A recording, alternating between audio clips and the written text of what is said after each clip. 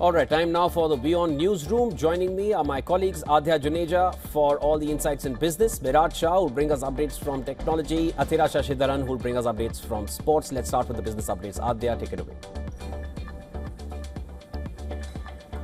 Well, thank you, Shivan. We have a lot to unpack in this edition, but let's start with what exactly is happening in oil markets, as this is a day 2 of the 2-week ceasefire.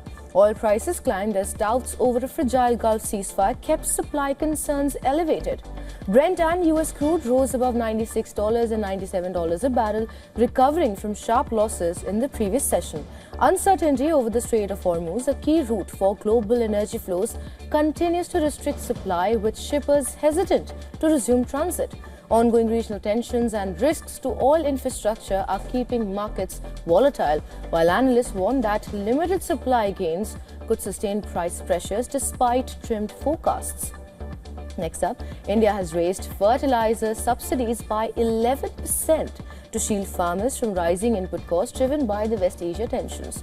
The 415 billion rupees or $4.48 billion scheme aims to keep fertilizers affordable for millions dependent on agriculture. The move comes as disruptions to supplies via the Strait of Hormuz push up global prices, raising concerns over food security.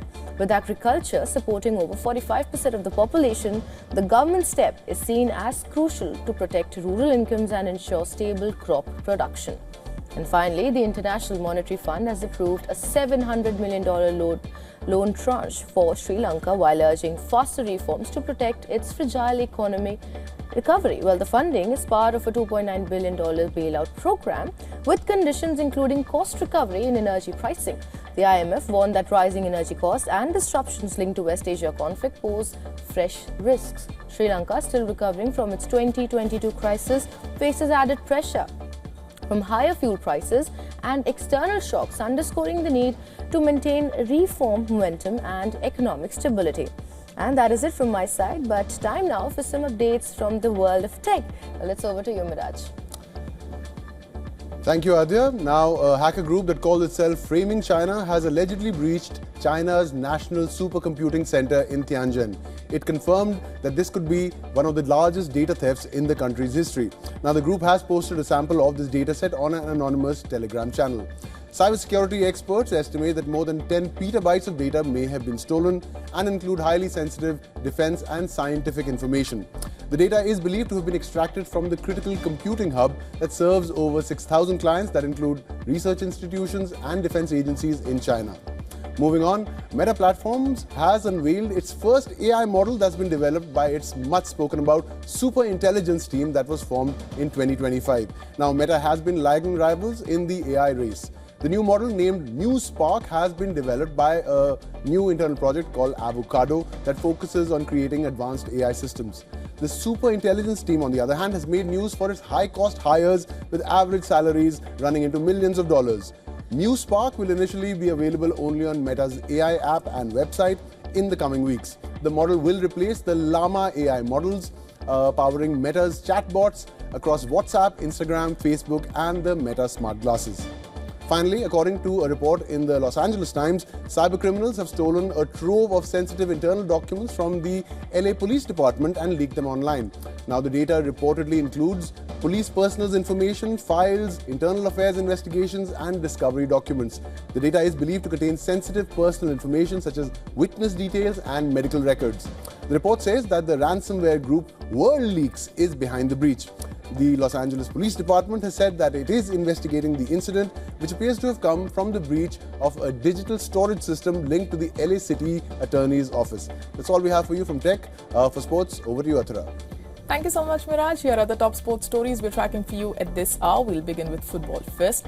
Liverpool's Champions League hopes are hanging in the balance. This after holders PSG defeated the Reds in their first leg of the quarter-finals. The defending champions scored each half, first through Desire Dubé and then through Kavija Kvaratskhelia. Liverpool failed to register a single shot on target during the match. This marks their fourth consecutive away defeat, a streak unseen since April 2012. Arsenal's Arne Slot's side will now have to overturn a deficit in the second leg at Anfield next Tuesday. Over in cricket now, Gujarat Titans defeated Delhi Capitals by 1 run to claim their first win of the season in the Indian Premier League. After being asked to bat first, Gujarat posted a total of 210 for 4. Captain Shubman Gill scored 70, while Jos Buttler and Washington's Sundar hit half centuries. Delhi's chase wobbled when KL Rahul departed after a 52-ball 92. With 45 needed from the 3 overs and only 4 wickets in hand, David Miller, who had earlier retired hurt with an hand injury, returned and gave Delhi some hopes. The hosts needed 2 of the last 2 balls. Miller refused a single on the 5th delivery, sending back Kuldeep Yadav in a search of the winning boundary. Miller then failed to connect with the final ball, though the pair set off, but Butler nailed a direct hit to run out Kuldeep Yadav. Over in golf now, prosecutors are seeking Tiger Woods' prescription drug records from a pharmacy a week after his vehicle crashed in Florida and he was arrested.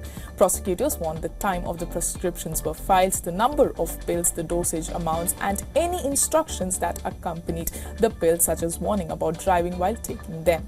Woods was arrested and charged with driving under influence after a car crash in Florida last month. The golfer has pleaded not guilty to the charges.